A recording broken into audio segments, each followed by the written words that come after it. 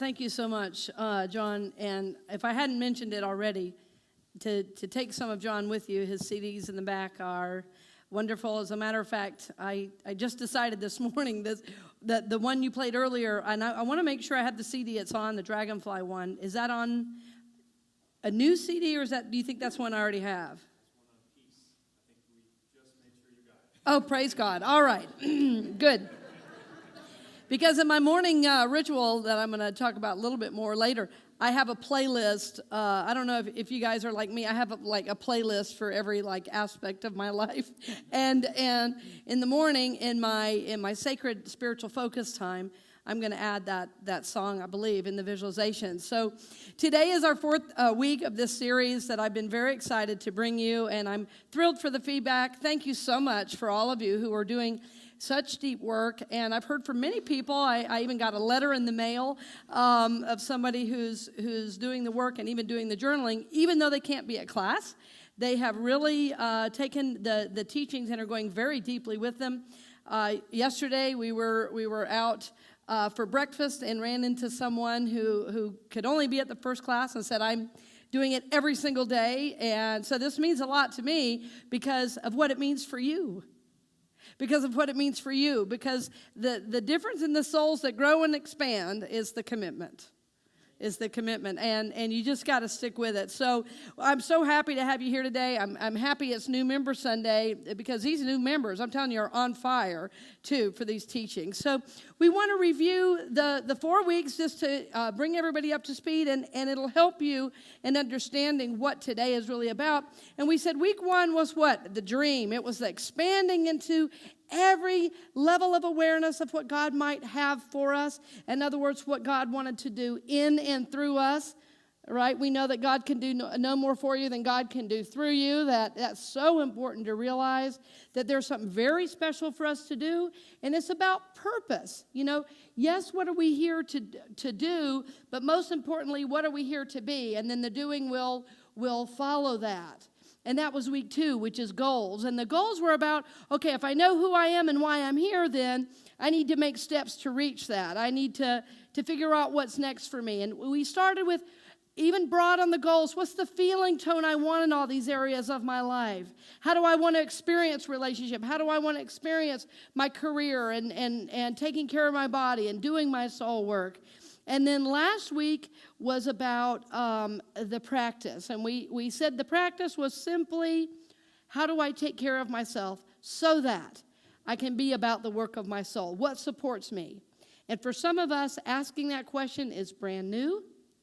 For others of us, we've been on the journey, and that's shifting for us even now, because we realize some of the things we're doing are not ultimately supporting us, right? So the idea of writing that down and looking at that every day, we realize helps us stay on track with doing those practices, right? We said sleep and exercise and cooking and whatever those things are for you, and they'll be very different maybe for you than for me, but that we still want to honor our need for that so that we can be about God's work. Amen? So we can't forget the self-care. And today is about the focus. So what is the focus? Well, it's really a time of spiritual focus. It's a time of spiritual focus. So the focus is about a spiritual focus each day with the following components. We want to take time to do our special journaling. We want to breathe. Remember the breathing, how important, what emphasis we place on that. And then visualization. And I'm telling you, visualization is another important key, and we're going to talk in depth about that. And then finally, to affirm. It's one of our oldest unity teachings to be about the affirmation of what we want to bring forth, and I want to give you tools for how to do that.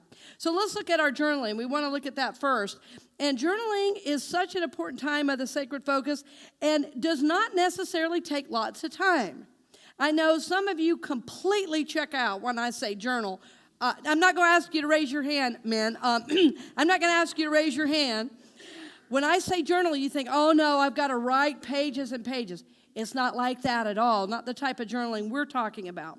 First of all, in our journaling, we said we take a journal, and every morning we're going to do what? We're going to get clear with our feeling reality.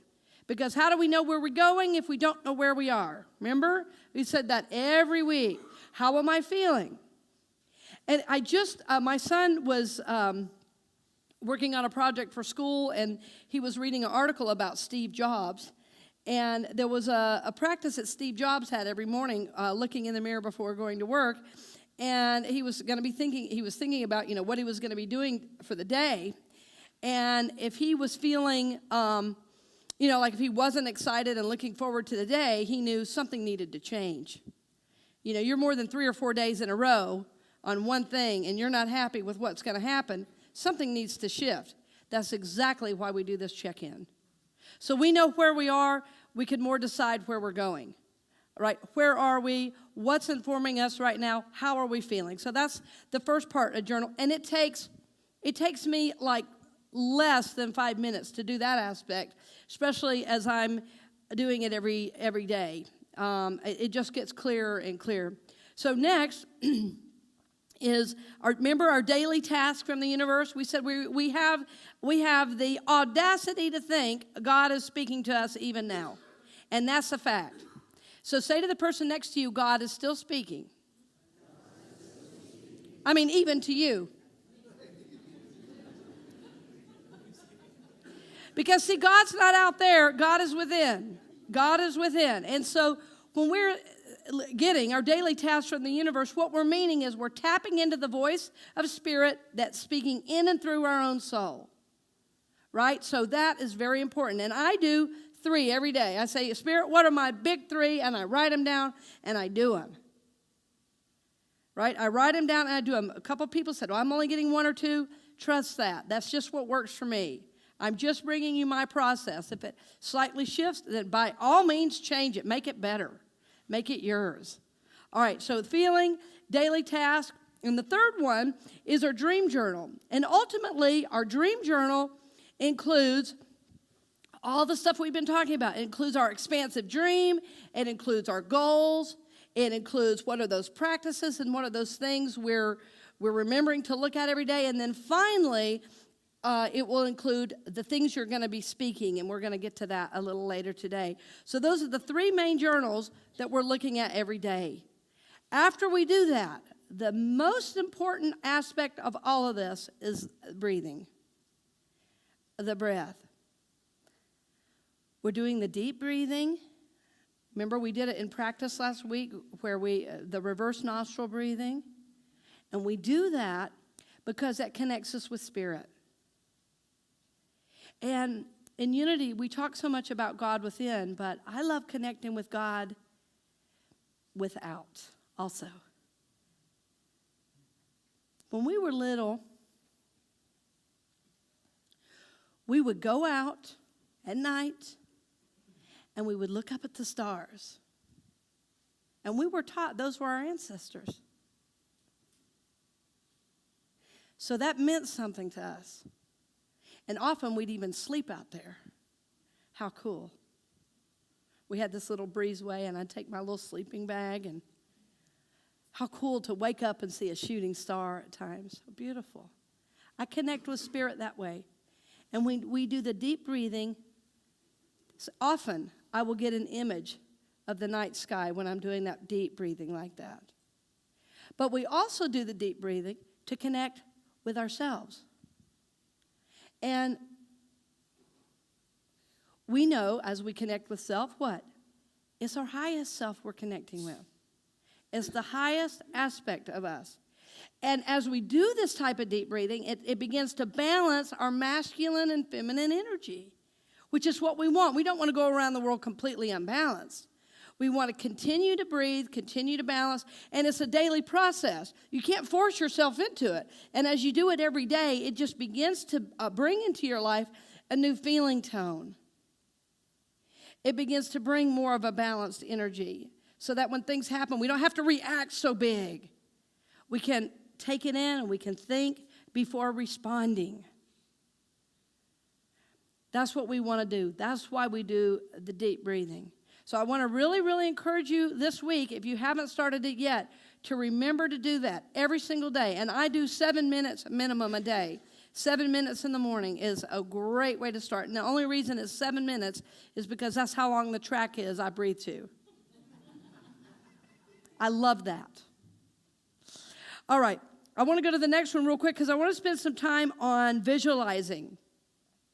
I remember when I was in high school, and I made a good friend with a woman who played in the Atlanta Symphony, and she was a violinist. And when I was in high school, I loved music, and I was really thinking about being a conductor or maybe a professional percussionist. I wasn't sure, but I was really interested in music. And but my intended major, it was really funny, it was actually psychology. I don't think you knew that. And so as I was thinking about college, you know, I didn't know really where to apply, but I knew I wanted to leave home, and way far away. And my friend that played in the Atlanta Symphony said, I'm going to go see my parents. They live out in Washington. Would you like to go with me? And I was like, yeah. And so something told me, check out some colleges while you're there. So I went to my guidance counselor at school and said, I'm really interested in studying, looking at colleges while I'm out in Seattle. I know I'm just in 10th grade, but I'm kind of starting to think about that. And my guidance counselor said, let's get some names. Sure, because she was a little worried about me. I was in the pull-out programs, I was in the dumb classes, where, she can't read very well, let's put her here, and all that kind of stuff. I guess I learned to read finally, evidently. But anyway, so she was a little concerned about me. So when I had this idea about college, she was like, yes. So I went out there, and I called one of the schools, and they said, you're just in time. There's a conducting class right now. And I walked in, and I saw that conductor, and I said, boy, I want to do that. This is my school, and that's my teacher. And so I kind of caught a glimpse of what was possible, and then I began visualizing that. I'm telling you, visualization is powerful. And I had gotten information about 3 schools, but that was the only one I applied to. People said, you're crazy. Why are you only applying to that school? I said, that's the one. And somebody said, how are you going to afford it? It is like $40,000 a year. I said, I don't care. That's my school. So I did what every high school student does. I applied for aid and applied for scholarship and all that. Well, of course, I got in. And I remember right before I got the letter, I said to my dad, now what if I get this letter? I don't know if I can leave home. He said, honey, do whatever God tells you. I said, well, if they offer it, I'm gonna go. So sure enough, I got in.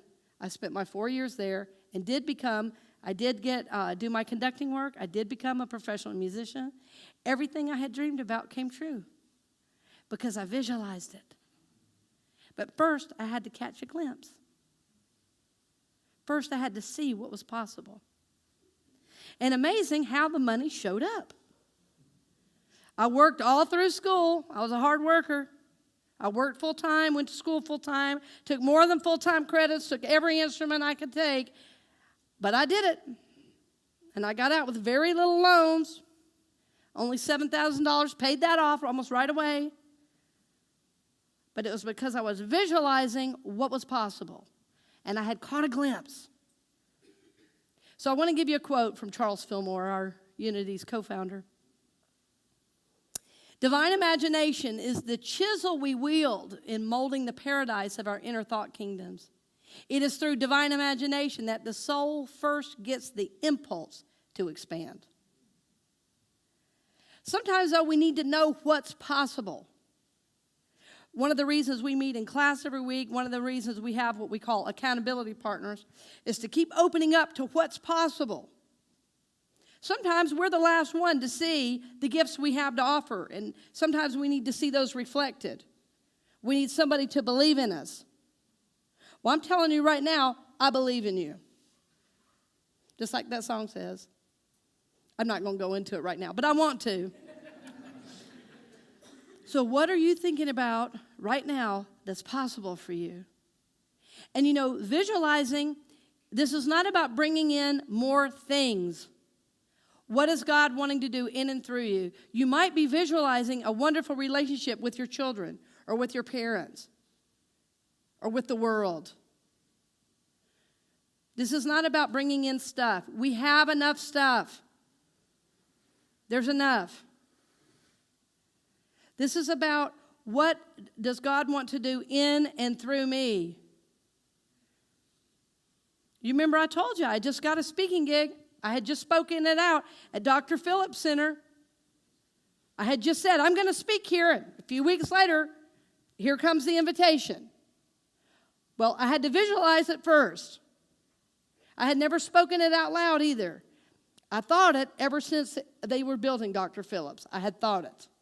But I had never let myself speak it out loud. So when we're visualizing, we want to get into the feeling of what we're wanting. Like, where are we?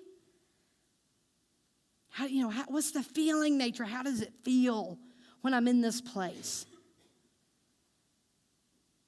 How does it feel? Maybe there's somebody else there with you. Who is it? You might be visualizing a happy relationship. Who's there with you? What city is it in? Are you here in Orlando?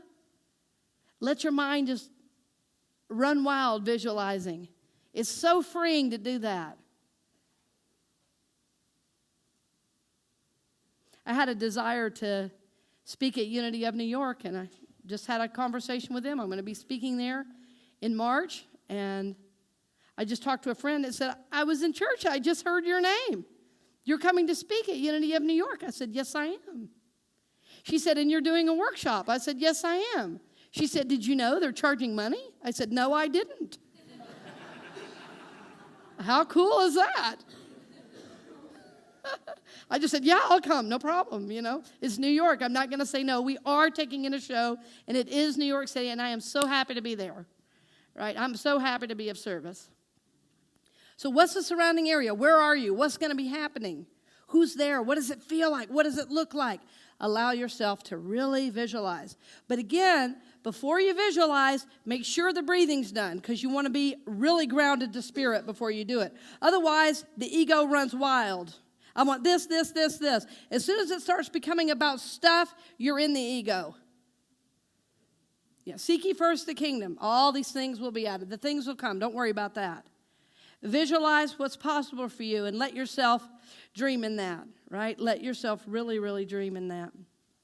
Now, as important as visualizing is, I want to give you one more aspect of it. Because we've been doing this a little bit in class, and we've found out using certain words help. Where it says, I see myself doing, it puts us there. I see myself accomplishing. Maybe you want to be teacher of the year, or maybe you want to have a #1 classroom. Maybe you want to take trips to Europe, whatever it is. I see myself in Europe having a wonderful time with the people I love. What is it? See yourself there. And then the last statement I put up was on purpose. Oh, well, the last two. I see myself meeting. I'm telling you, sometimes you just need to meet the right person for a connection. It's amazing how the right connection can prove to be fruitful in making a step forward. So who is that person? Even if you don't really need to meet them, just you visualizing it opens yourself to the universe delivering it to you. Very, very important. The reason I added, this is what I started to say, the reason I added I see God directing my process is because God's vision for me is always grander than the vision I have for myself. Amen? And so I just honor God directing my process. So that if something comes forward for me, I'm going to know what to do. I see God directing my process, which may mean I may need to shift, I may need to change. I see God directing my process. Why don't you say that with me? I see God directing my process. I see God directing my process. So when you get into visualization, you really just want to relax into allowing yourself to, it's an aspect of dreaming, but it's really based in reality. Like a trip I want to do, and I can't let go of it. I haven't put a date on it, but I see myself in Mongolia riding a horse across those gorgeous mountain meadows, going up to the temple and meditating with the master. I'm going to do that. I feel it and I see it in my mind. I can even see the kind of bridle, the way they tie their bridles is real different. And their horses are a little smaller than they are here typically, and they're real workhorses. These are real horse people. When I first visualized that, this is a few years ago, shortly after I was thinking about it, we had a friend come to town that I didn't know well. She was a good friend of my partner's, and I just fell in love with her right away. And somehow we started talking, and I said, yeah, didn't you just get back in the country? I heard you've been traveling. Yes, I just got back from Mongolia. I said, well, did you do the horse trip? Where you like ride up the mountain? She goes, oh, yeah, I did it. She said, but I hate horses. I said, well, how'd that go for you? She said, well, I just rode in the back of the Jeep. It was still wonderful. But I thought, what are the chances of me having just read that and starting to visualize it, and here it shows up in my house? What are the chances of that? This is how consciousness works. She said, I think you should do it. You of all people should do it. And then she said, and take extra money. The gear there is ridiculous. How much you have to buy all this gear once you get to Mongolia. So, could you feel it with me, and could you sense it with me as I was saying it? It's because the desire is from my heart. It's not from my mind. Right? So you feel the difference. You'll sense that in yourself as well. You'll sense that. Okay. Lastly, we move into affirm. And the affirming is super important and something Charles Fillmore talked about extensively. He would say, Unity's co-founder, he would say, you have to move it out of the realm of the mind, because when it's in the mind, it still goes like this. And as soon as you speak it, it becomes creative. Especially when you're grounded in spiritual consciousness through your breathing, through your visualization, and then you speak the word from there, it has so much more power. Yeah, it has so much more power. So when we are in the affirmation stage, we want to use our I am. Our I am. So an affirmation is what? A statement of truth from the highest possible realm, from the highest possible awareness. I am. So whatever you're trying to bring forth, an affirmation is speaking it as if it is already happening.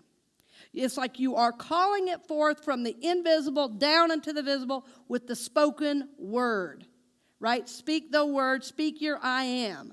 And what do we usually say? I am what? I am what? Sick and what? We say that all the time, don't we? How about this one? I am too what? I'm too busy. I am too tired. Now, we don't want to freak ourselves out like, okay, every word I say, I'm causing all this bad stuff to happen. But we want to be careful and conscious about how we use our I am, don't we?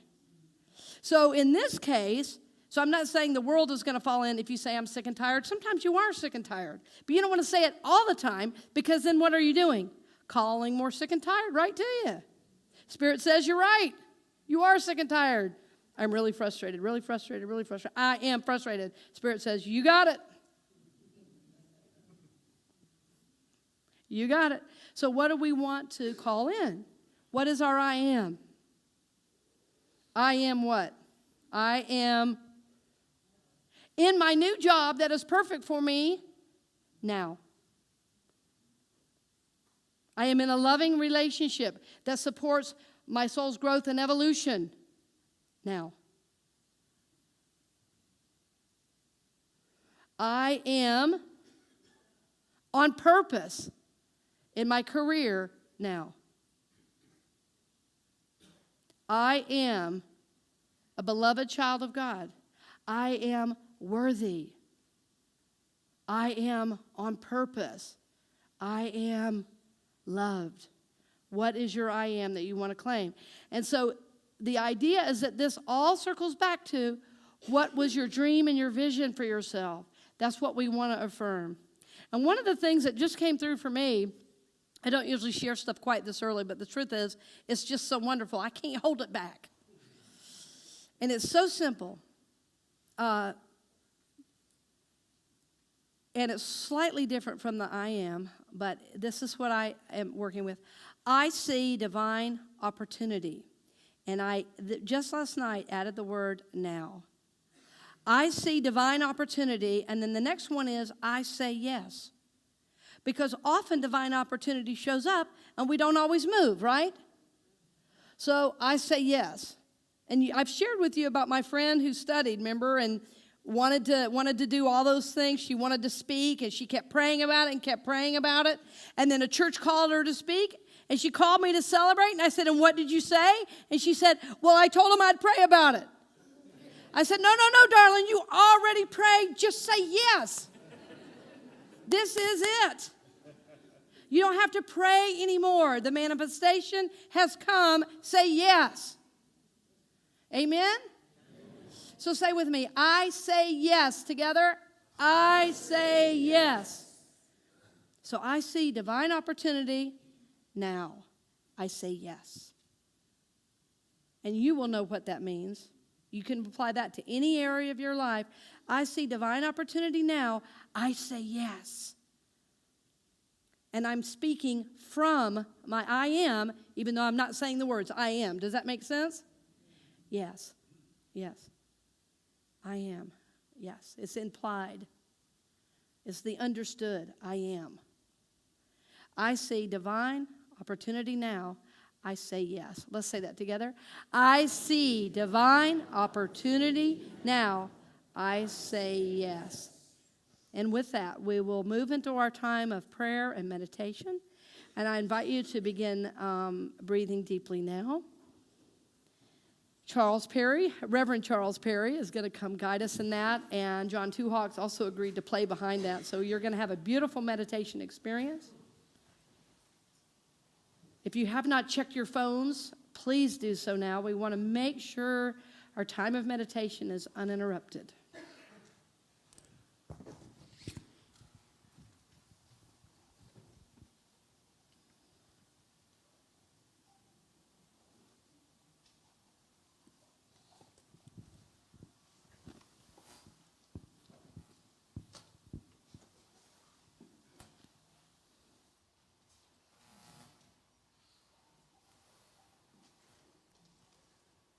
So now's the time when we walk apart in consciousness for a while.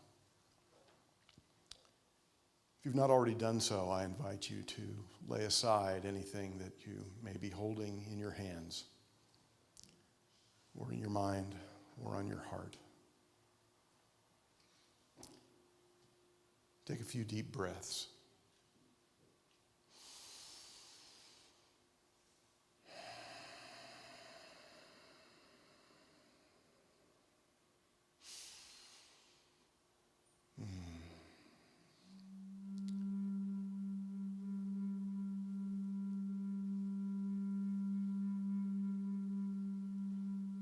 We're children of peace. In unity, we often sing, "Let there be peace on earth, and let it begin with me."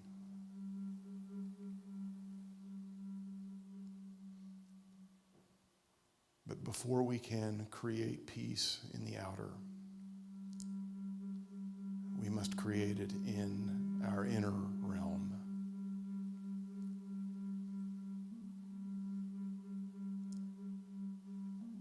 Many of us are walking around even now with inner conflict we may not know of. The resentments and unforgiveness may prey on our mind in the background. And if they do, very often, they appear in our body. And so as we move into this meditation, I invite you to breathe in with purpose We begin by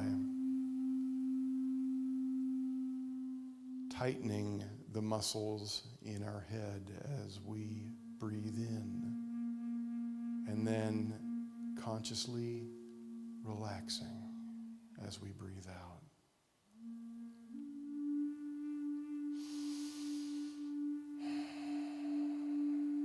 So many of us hold tension in our necks and shoulders. So on this next inhalation, I invite you to go ahead and consciously tighten those muscles in your neck and shoulder, and then release as you breathe out. Allow your shoulders to fall away. Relax. Feel that distance between the crown of your head and your shoulders grow longer. Breathe into that space. And breathe in again and tighten the muscles in your arm. And as you let go and relax, breathe out.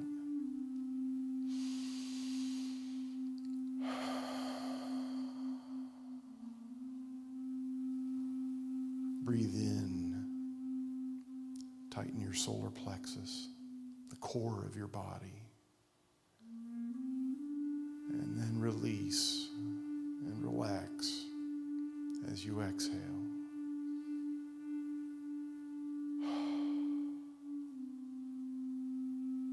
Creating space, allowing the air to fill it.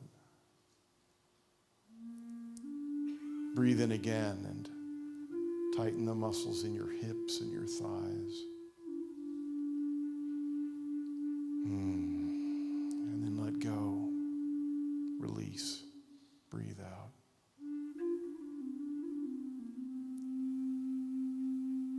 And tightening the muscles in our calves and our feet, feeling the floor.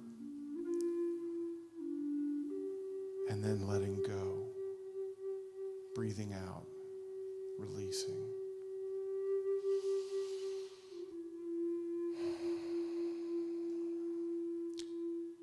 In this moment, you may feel a tingle throughout your body.